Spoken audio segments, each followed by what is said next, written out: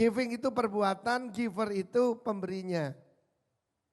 Tuhan mau kita meningkat menjadi seperti Dia, because God is love. Dan tidak kebetulan perkataan kasih dalam bahasa Indonesia itu bagus sekali, bukan kata benda, kata kerja. Amin. Bahkan tidak mengucapkan thank you, kita tuh terima lalu kita kasih, saudaraku. Coba latihan semua aku, terima, kasih. Sekarang terima dari orang, terima, kasih. Latihan dong, terima, kasih. Terima, kasih. Dan seperti kerinduan Tuhan membangun satu masyarakat yang penuh dengan kasih. Di Surabaya ini, ingat value kita yang utama adalah light. Yang number one adalah love itu sendiri. Agapao. Kalau orang ada agapao, dia akan memberikan angpao dan bakpao, saudaraku. Agape itu kata benda, agapao kata kerja. Ingat ya, kasih itu kata kerja, bukan kata benda.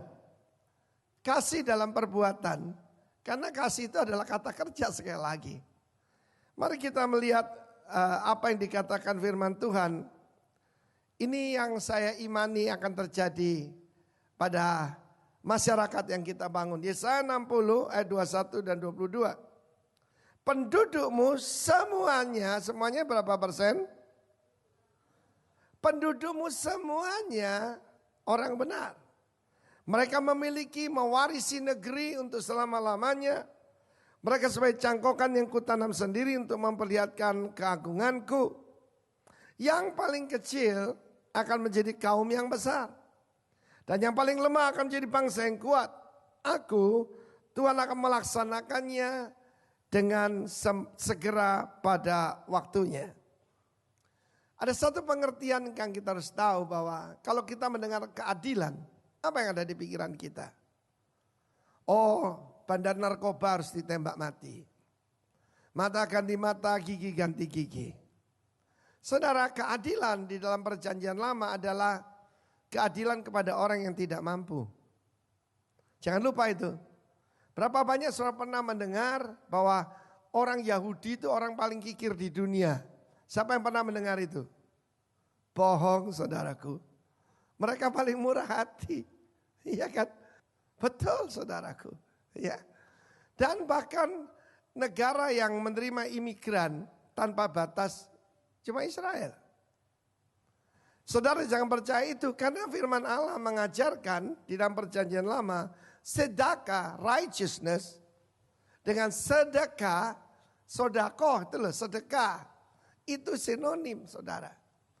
Di dalam perjanjian baru bahkan dikatakan bahwa orang kikir adalah penyembah berhala.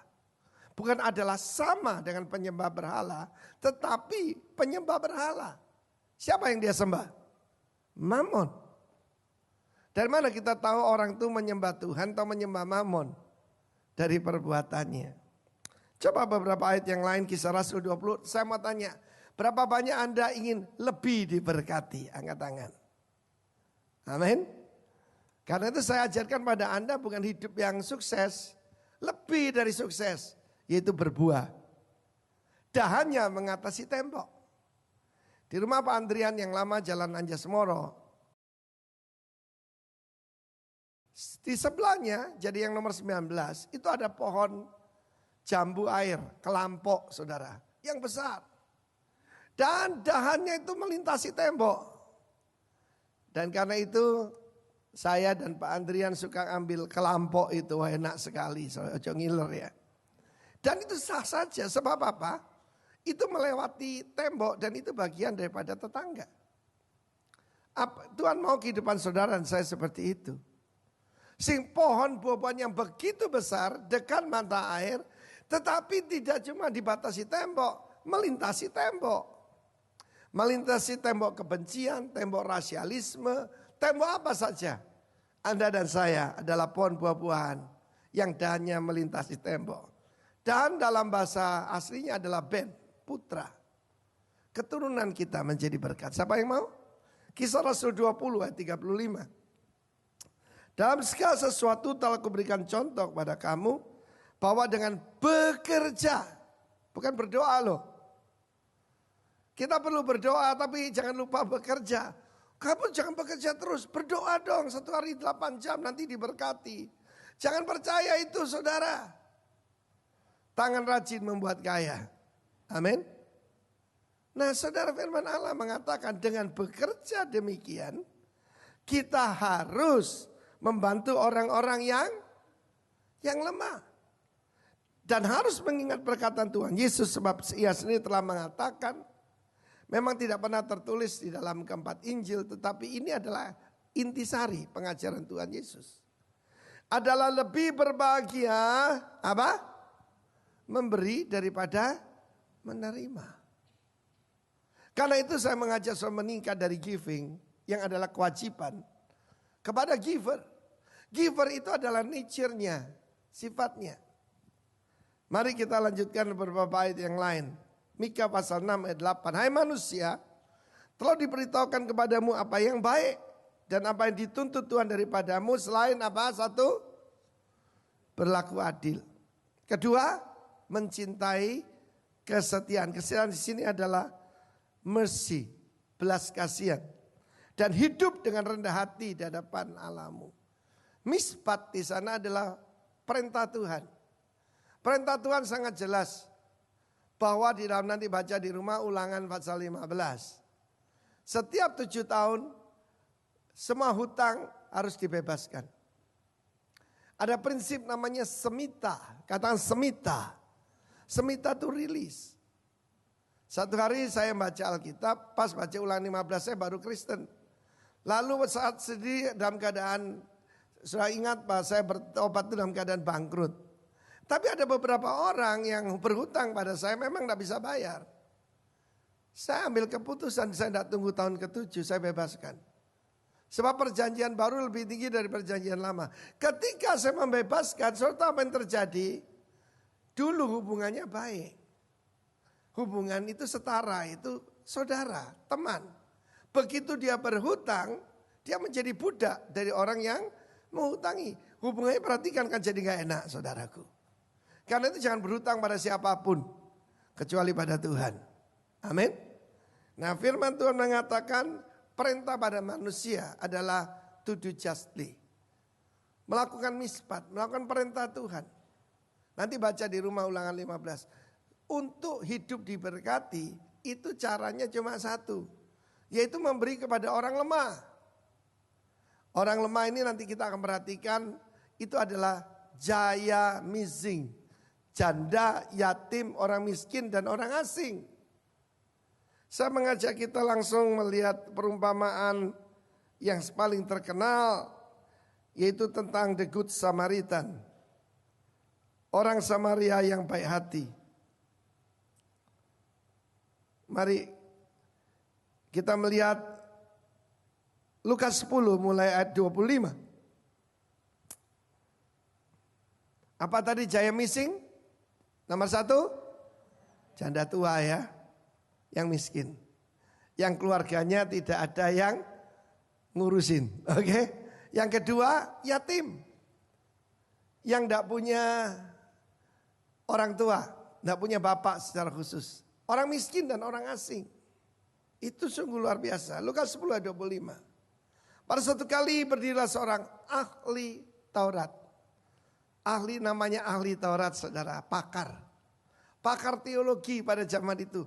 Doctor of Theology, Doctor of the Law. Untuk apa?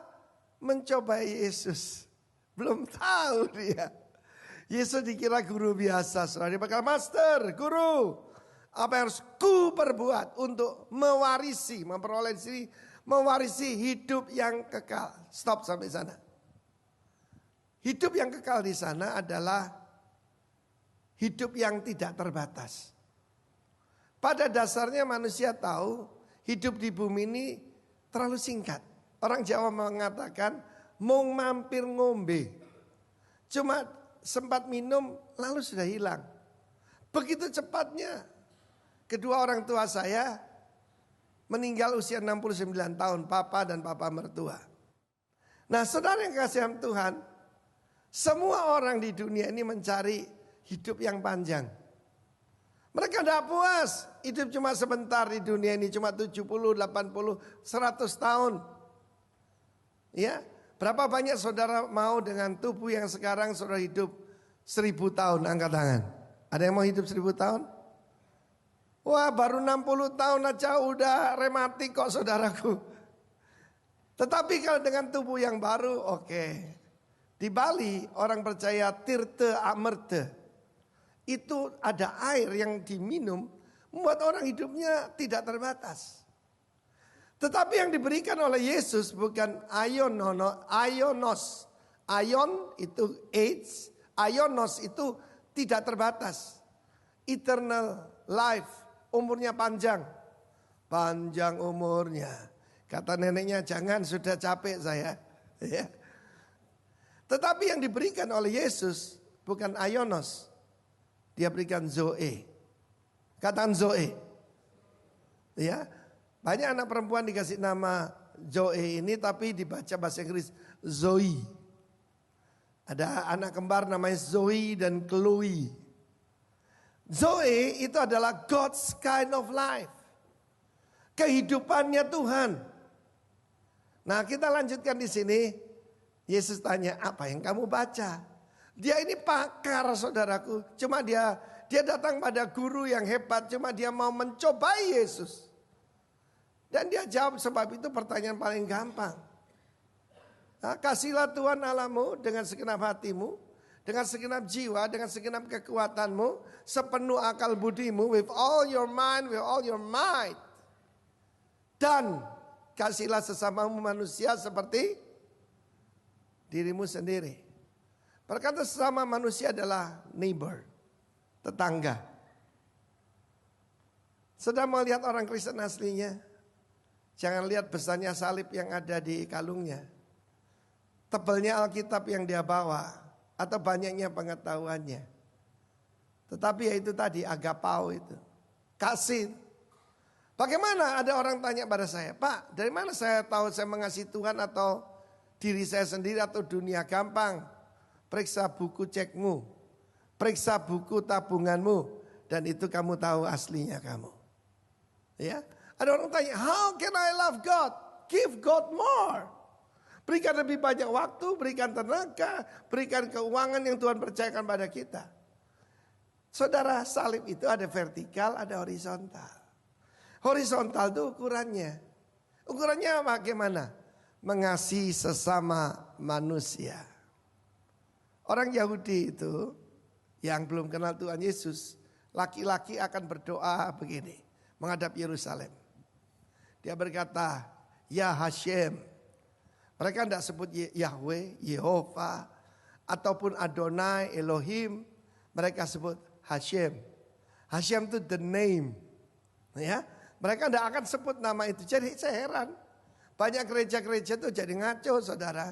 Ya, yang orang Israel aja tidak lakukan, mereka lakukan. Maksudnya menyebut nama Tuhan dengan sembarangan. Jangan saudara. Ya. Coba kalau supir saya panggil saya, Hei Arifin. Tak pecat dia saudaraku. Iya kan? Ya dia panggil saya Pak. Seringkali kita nyebut nama Tuhan dengan sembarangan. Ya. Satu kali saya dengar ada arek Surabaya doa saudara. Pengusaha. Masa pada Tuhan tuh dia kon gitu saudaraku. Saya panggil dia, saya marahi dia. Tahu aturan kamu ya. Ngomong sama presiden aja enggak gitu, apalagi pada Tuhan. Ya, kayak ngomong kepada kacungnya saudara. Nah, firman Allah menunjukkan apa yang kamu baca. Dia jawab, tapi untuk membenarkan dirinya sendiri. Perhatikan, manusia itu membenarkan dirinya sendiri. Seringkali di banyak pasar begitu ya, ataupun taman hiburan. Pernah enggak saudara pernah lihat ada yang cermin yang macam-macam saudara? Ya. Ada cermin yang membuat orang kurus jadi kelihatan gemuk. Ada yang cermin yang orang gemuk jadi kurus. Orang yang pendek jadi jangkung. Pernah enggak saudara lihat seperti itu? Dan banyak orang mencari agama yang sesuai dengan dirinya. Yang tukang kawin cari yang mengizinkan kawin. Banyak. Ya, yang suka berzina ya mencari kepercayaan ataupun agama atau gereja yang mengizinkan kamu berbuat apa saja kamu selamat. Jangan percaya itu. Itu pembodohan saudaraku. Dan untuk membenarkan diri sendiri dia tanya, siapakah sesamaku manusia? Lalu Yesus membuat satu perumpamaan yang sangat terkenal. Ada seseorang, pasti Yahudi, turun dari Yerusalem ke Yeriko. Ngapain ke Yerusalem? Untuk ibadah. 3 kali dalam setahun, seorang pria Yahudi, ingat ya, pria Yahudi saya belum selesaikan tadi. Dia berdoa begini, aku bersyukur padamu, aku laki-laki bukan wanita. Di zaman sebelum Tuhan Yesus wanita dianggap rendah saudaraku. Dan masih banyak kepercayaan di dunia ini, wanita itu cuma setengahnya laki-laki saudara. Kesaksiannya di pengadilan cuma 2 perempuan baru 1 laki-laki. Itu pembodohan juga. Lalu dia berdoa, aku bersyukur aku bangsa Israel dan bukan bangsa-bangsa lain. Mereka sangat berpikir bahwa pilihan Tuhan karena mereka hebat. Bukan. Di dalam Ulangan 9 dikatakan, Israel, aku pilih kamu bukan karena banyak jumlahmu, bukan kamu baik, bukan. Sesungguhnya kamu ini bangsa yang tegar tengkuk. Semua itu pilihan karena kasih karunia. Berapa banyak Anda mengaku dengan jujur, sebetulnya kakakmu, adikmu itu jauh lebih baik dari kita. Tapi kenapa kita yang dipilih? Berapa banyak saudara tahu bahwa semua karena anugerah Tuhan, amin. Saya tadi tanya belum dijawab. Jawab dulu, siapa di sini ngaku? Sebetulnya kakakmu, adikmu jauh lebih baik dari kamu, tapi kamu yang dipilih Tuhan. Ayo angkat tangan. Pak Musa jujur angkat tangan pertama saudara ya.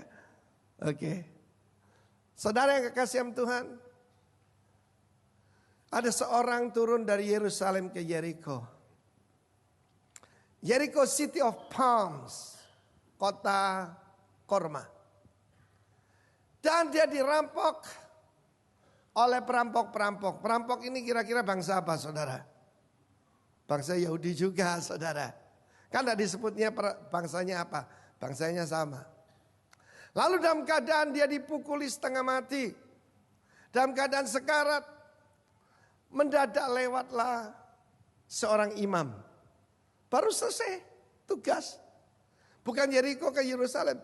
Yerusalem ke Yeriko. Dan Alkitab mengatakan kebetulan.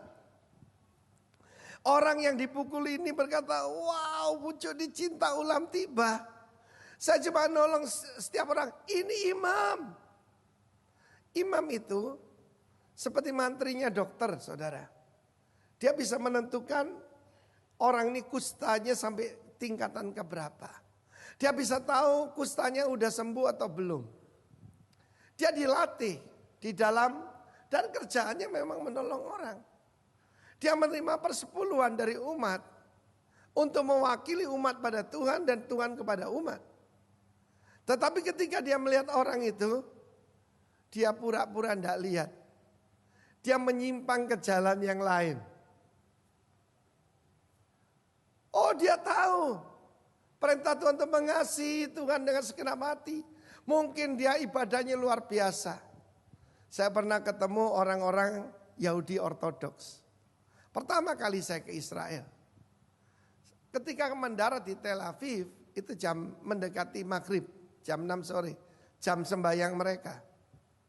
Mendadak saudaraku yang pakai jubah hitam-hitam itu, mereka berdiri dan mulai sembahyang mengangguk-ngangguk ke arah Yerusalem.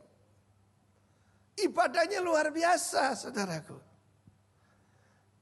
Berapa banyak daripada kita menganggap, waduh, ya timbul tinggi rohani.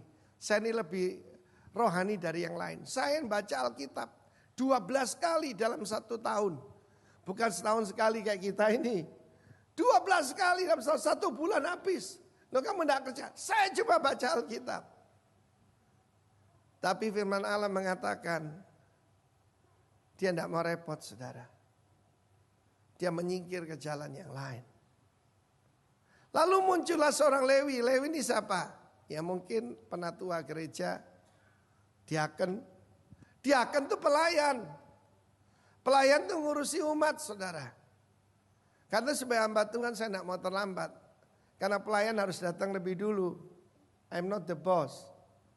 Jesus is the boss. Amen. Dan orang Lewi ini melihat orang ini. Jadi dilihat. Waduh, timbul pengharapan daripada orang yang terluka ini.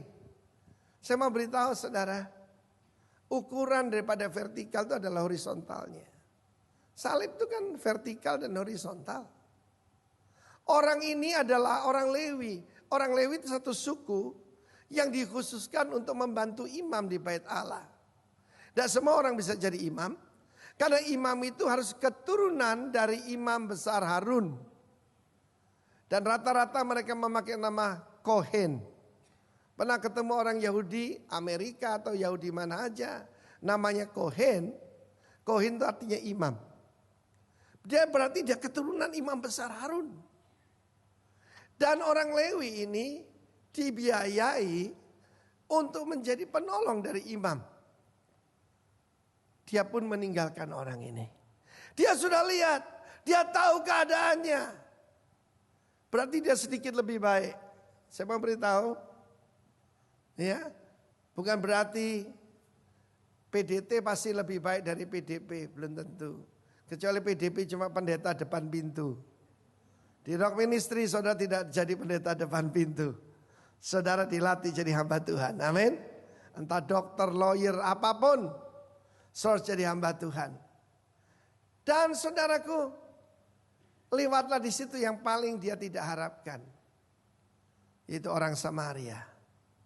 Saya mau terangkan sedikit siapa orang Samaria. Orang Samaria itu adalah orang Israel yang sudah bercampur baur dengan bangsa-bangsa lain.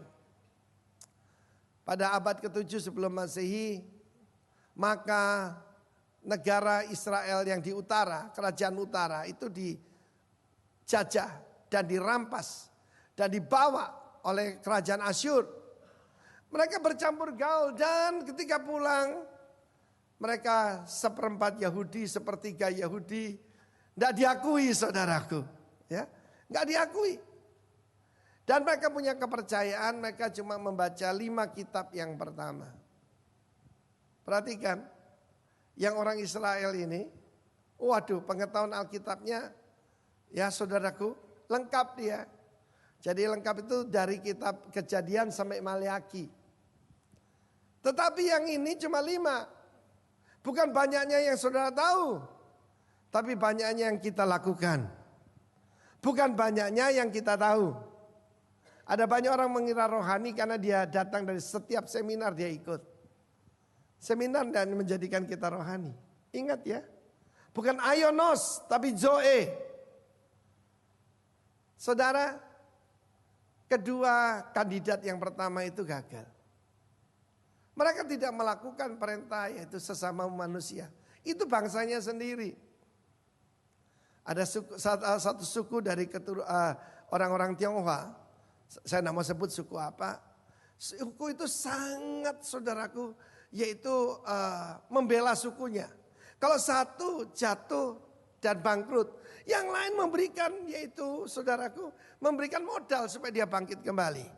Belum Kristen loh. Nah kalau orang Kristen kalah dengan mereka, bagaimana mereka jadi percaya Yesus? Tetapi datanglah orang Samaria. Dia tidak tahu banyak. Tapi dia juga tahu, kasihlah sesamamu seperti dirimu sendiri.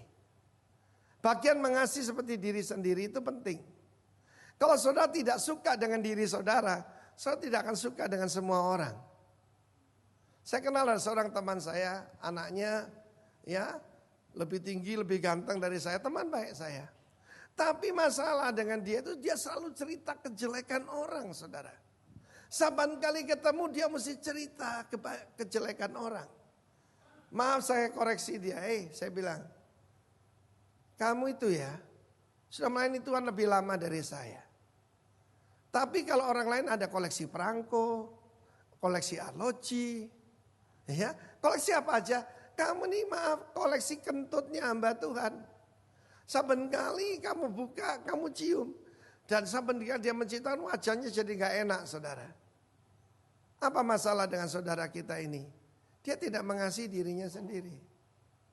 Orang tidak suka dengan dirinya sendiri akan tidak suka pada semua orang. Tapi kalau orang tahu dan mengasihi dirinya sendiri, oh aku bersyukur. Aku orang sederhana tapi aku dicintai Tuhan. Aku biji mata Tuhan. Ada orang tanya, Pak Arifin, Anda harus memperlengkapi diri dengan pengetahuan soal bisnis. Anda harus ambil MBA, MBA, Master in Business Administration. Saya bilang maaf, saya sudah BMA. Apa itu BMA? Biji mata Allah. Siapa biji mata Allah? Kasih salam kiri kanan. Haleluya. Beri salam kiri kanan, aku biji mata Tuhan. Yes. Apa tanda orang menerima kasih karunia Tuhan? Apa tanda orang menerima pengampunan dari Tuhan? Dia mudah mengasihi orang lain. Itu become his nature. Bukan aionos, tapi zoe. Katakan zoe. Dia datang pada orang ini. Kalau saya jadi sutradara, saya tambahi. Begitu lihat ini orang Samaria. Kalau sekarang Anda pergi ke Israel, masih ada orang Samaria. Dipanggil Shomron. Katakan Shomron. Shomron itu pakai baju putih. Serbannya itu ada merahnya, saudara. Dan mereka juga memang cuma percaya 5 kitab yang pertama. Mereka tidak tahu banyak, tapi mereka melakukannya. Saya bayangkan kalau saya jadi sutradara, bahkan orang ini yang mau ditolong, tidak mau ditolong. Lebih baik aku mati. Bahkan dia meludah pada orang ini. Siapa di sini mau melayani Tuhan? Angkat tangan. Melayani Tuhan itu kerja bakti. Lu enak loh Pak melayani Tuhan kayak Bapak ini. Disediakan bisnis kelas, hotel paling bagus, makanan paling mahal, steak paling mahal. Saudara itu kerja bakti. Bukan cuma kerja bakti, suatu pelayanan yang tidak tahu terima kasih. Waduh, kalau ada orang mau meninggal, saudara sudah tinggal napas terakhir, wah saya dijemput seluruh keluarganya. Kalaupun Tuhan pakai saya dan orang itu sembuh atau ditolong Tuhan, ketemu pura-pura enggak lihat saudara. Masih tetap mau melayani Tuhan? Oh betul saudara. Dari awal sampai akhir tidak ada satu perkataan syeshe dari orang ini. Tidak ada kamsyah, terima kasih. Bahasa Ibrani toda, katakan toda. Kalau terima kasih banyak toda raba. Apalagi toda raba, toda aja gak ada saudara. Ketika dilihat itu, saudara dia bawa anggur dan minyak. Orang ini punya persiapan. Anggur dan minyak gambaran Roh Kudus ya. Karunia Roh Kudus yang ada pada kita itu untuk kepentingan orang lain. Tidak membuat saudara jadi keren atau jadi selebriti, tapi untuk orang lain. Karunia menyembuhkan itu untuk orang lain. Karunia apapun, termasuk kelimpahan yang Tuhan berikan. Lo anggur dan minyak mahal loh saudara. Ya, dia mau keluar biaya. Banyak orang itu mau pelayanan tapi tidak mau keluar dana saudara. Ya jangan pelayanan saudara. Sebab sejak awal kita harus tahu melayani itu ya kita menyalurkan berkat. Orang Chinese percaya musim panas. Nah summer itu simbolnya adalah cuk ataupun bambu. Bambu itu adalah sesuatu yang paling berguna. Bisa dibuat bahan bangunan yang anti gempa. Bisa dibuat macam-macam. Bahkan saudara, saya punya t-shirt yang paling saya sukai. Terbuat dari apa? Dari serat bambu saudara. Dingin, lebih dingin dari cotton. Ya. Tetapi bambu ini terutama untuk menyalurkan air. Untuk menjadi saluran berkat. Tapi untuk jadi pipa, maka jantung yang di tengah itu harus dibolongi dengan besi panas. Untuk bisa dipakai oleh Tuhan. Tuhan izinkan besi panas menembus hidup saudara dan saya. Kalau ada 2 benda di sini, guci antik dari zaman Ming, ataupun pipa PVC atau bambu, ya, Saudara pilih jadi yang mana? Kebanyakan orang ingin jadi guci antik, guci kristal tadi. Oh, mereka cuma menerima kebaikan Tuhan. Bambu yang jelek itu lebih berguna. Karena apa? Bisa menyalurkan sampai jauh, saudara. Coba renungkan. Mau pilih jadi gelas kristal atau pipa PVC? Amin. Dibalut lukanya, dikasih anggur untuk disinfektan, untuk mensuci hamakan. Lalu kemudian, anggur ini itu gambaran sesuatu yang mahal, saudara. Saya mau beritahu, there is a cost to pay. To receive Christ, you pay nothing. To follow Christ, you pay everything. Amin. Dan kemudian bukan cuma itu, dinaikkan di atas binatang tunggangannya. Dan orang ini jalan kaki. Loh kalau jalan raya seperti di sini enak, saudara. Haus, ada es teler, ada es campur. Itu padang pasir. Dari Yerusalem ke Yeriko itu jalannya sudah berbahaya. Ya, dan gersang, tidak ada tanaman di situ. Orang ini jalan kaki. Mengangkat orang yang tidak ada terima kasih pada dia. Banyak orang itu capek pelayanan karena apa? Mereka terus memberi dan tidak pernah menerima. Salahnya jangan menerima dari manusia. Terima dari Tuhan. Dan salurkan. Terima, kasih. Amin. Lalu dibawa kemana, saudaraku? Bukan dibawa ke poliklinik, dibawa ke hotel, saudara. Pernah saudara pikirkan itu? Tuhan mau setiap daripada saudara, bukan cuma tingkatan giving, but become a giver. Pada waktu itu dia mesti melanjutkan perjalanannya. Dan orang ini punya reputasi baik. Saudara tahu bahwa pada zaman itu orang Israel bahkan tidak berbicara dengan orang Samaria. Hanya tembus pada zaman apa? Zaman Tuhan Yesus. Yesus duduk di samping daripada sumur dan berbicara dengan seorang wanita Samaria.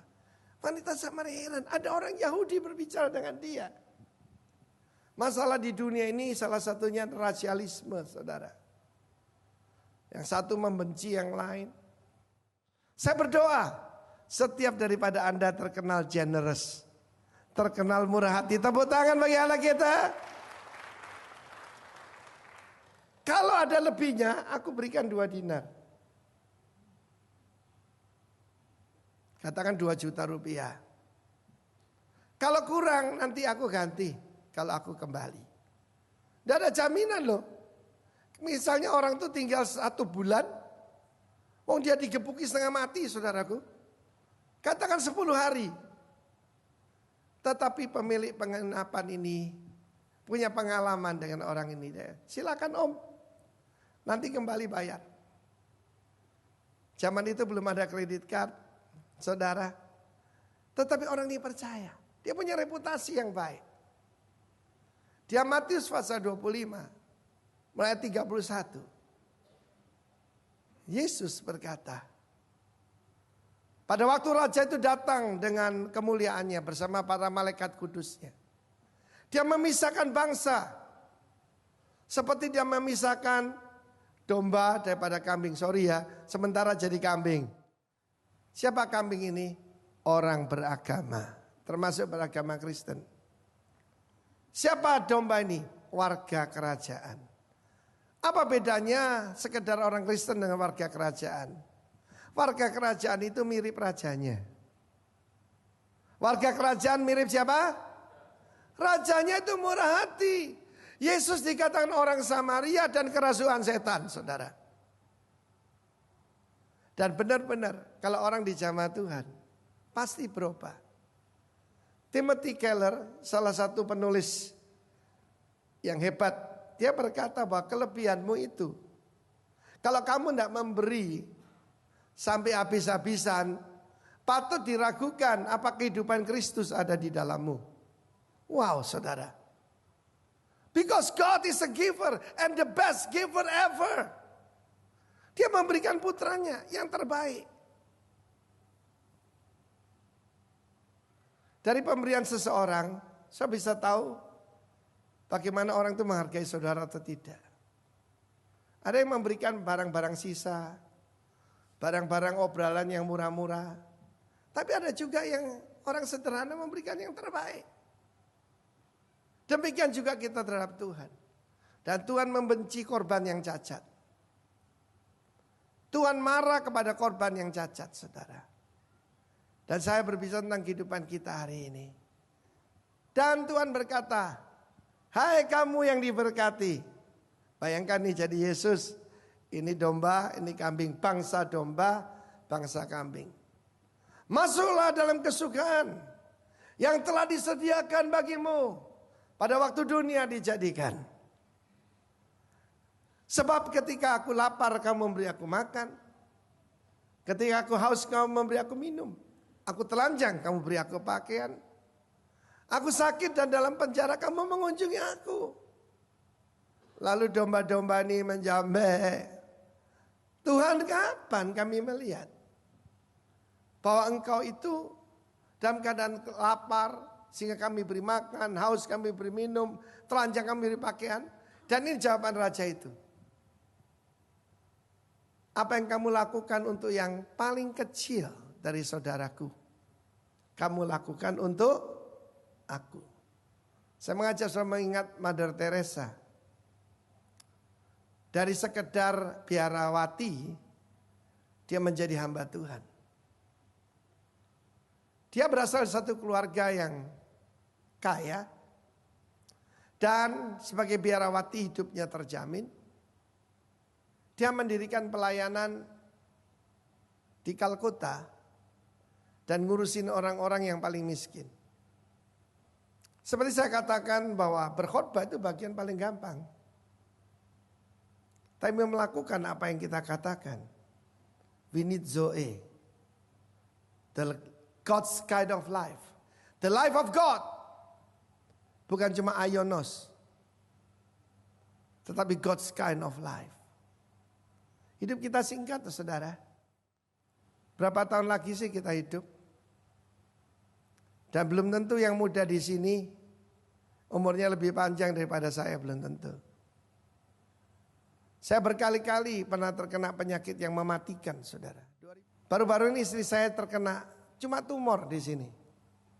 Giginya itu tumbuh tidak benar, gerahamnya lobang, saudara. Tidak banyak saudara tahu karena kita kalau ada apa-apa kita tidak cerita. Tapi waktu dia masuk ke ruangan operasi,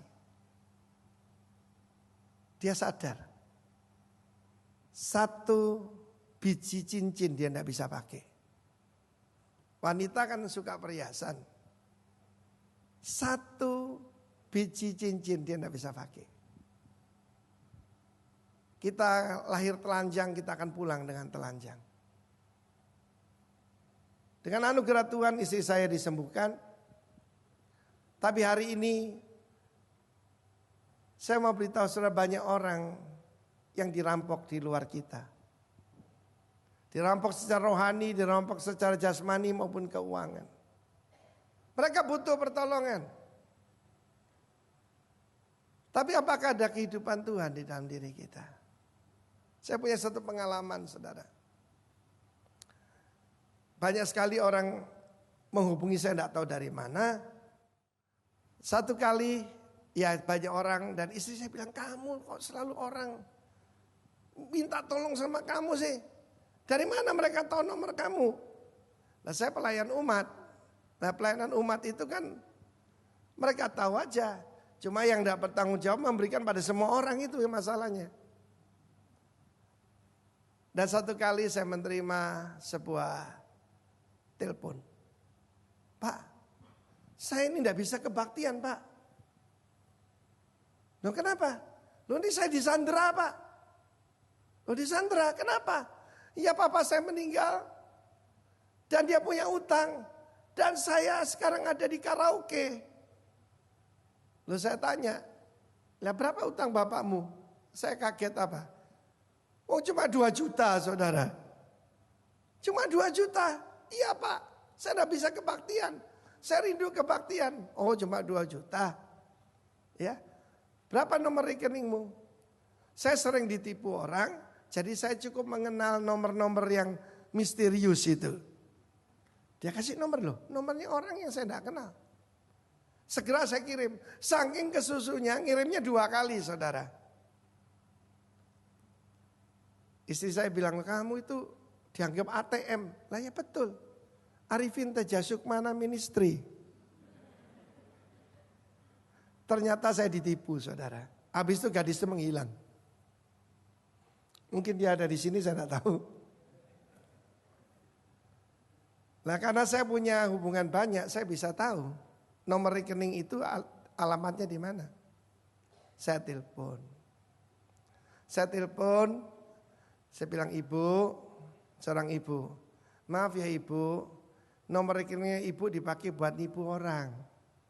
Saya tahu, dia malah maki-maki saya. Ya.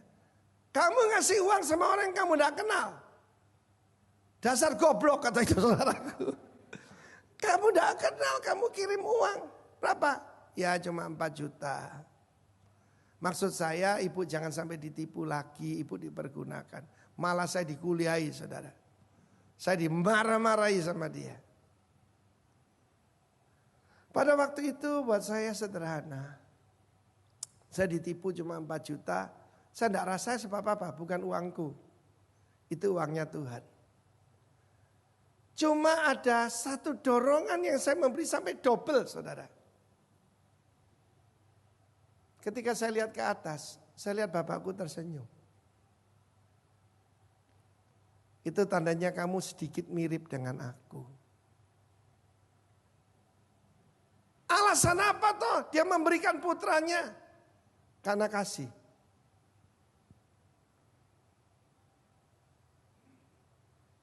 Saudara yang kasih Tuhan. Itu contoh salah satu yang kecil saja. Yang jumlah besar banyak. Tapi saya menjalankan dalam hidup saya semitah itu. Ada yang jumlahnya ratusan juta. Rilis. Dan apa yang terjadi? Sebab itu bukan uang saya. Kembali berlimpah-limpah saudara. Hari ini jangan minta cuma umur panjang.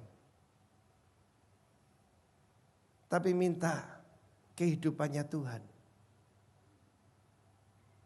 Saya belajar kemurahan hati dari papa saya. Papa saya orang yang sangat sederhana.